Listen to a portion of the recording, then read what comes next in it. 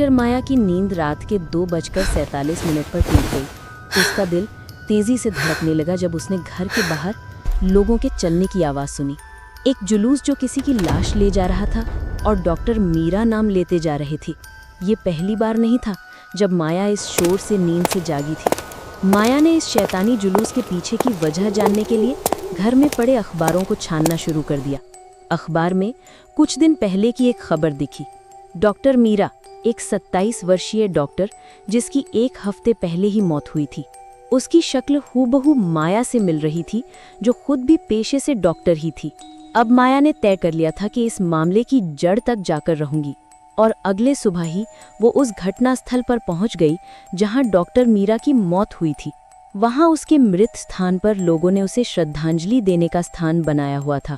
वहां से गुजर रहे एक आदमी से माया ने जब डॉक्टर मीरा के बारे में पूछा तो वो आदमी पहले तो चौंका, फिर उस रात की घटना सुनाने लगा। उस दिन तेज बारिश में डॉक्टर मीरा जल्दी में थी क्योंकि उन्हें एक प्रेग्नेंट औरत की डिलीवरी करानी थी।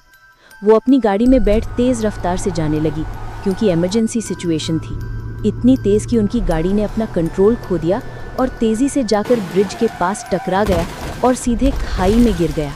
रात हुई। एक बार फिर माया के घर के सामने वही लोग फिर से उस लाश को उठाकर ले जाने लगे। माया ने इस बार उनका पीछा करने का सोचा और उनके पीछे पीछे जाने लगी। एक समय बाद आगे कोई रास्ता ही नहीं था। माया ने देखा कि वो लोग किसी की लाश लेकर वहां खड़े हैं। जब माया ने और करीब जाकर उस लाश को देखा तो उसके होश उड़ गए। लाश में लिपटी औरत कोई और नहीं, वो खुद थी। बेजान सी पड़ी, शरीर पर चोट के निशान थे। माया ये मानने को तैयार नहीं थी जो उसके सामने था। अब सच्चाई सामने आ गई थी। अजीब वो लोग नहीं, माया खुद थी, क्योंकि वो जीवित थी ही नहीं, सिर्फ इस भ्रम में थी कि वो जीवित है।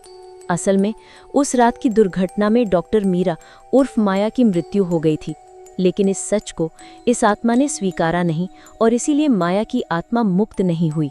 अब माया किसी रूह जैसी और लाश को पकड़े लोग सामान्य गांव वाले लगने लगे थे। उन्होंने माया से कहा, बेटा, तुम एक अच्छी इंसान थी, मगर हर इंसान की नियति पहले से ही लिखी होती है। अब जब तुम सच समझ गई हो तो सच को स्वीकारो और अपनी अंतिम यात्रा पर जाओ जो तुम्हें उस परमेश्वर के पास ले जाएगी। माया भी अब हल्की सी मुस्कान और आंखों में आंसू लिए धीरे धीरे आसमान में विलीन हो गई। अगली सुबह गांव में एक अजीब सी शांति थी और खुशी भी, क्योंकि समाज सेविका डॉक्टर मीरा की आत्मा को मुक्ति मिल चुकी थी। लोग उसकी इस कर्तव्य निष्ठा को कभी भुला नहीं पाए और आज भी उसके जन्मदिन को गांव वाले खुशी से मनाते हैं।